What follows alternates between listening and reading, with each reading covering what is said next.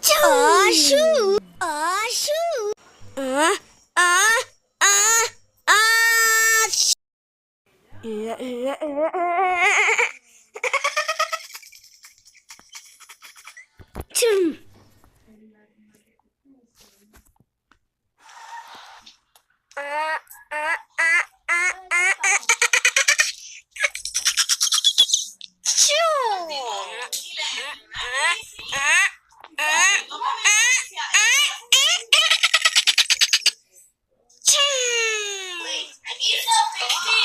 Ok, ya se acabó.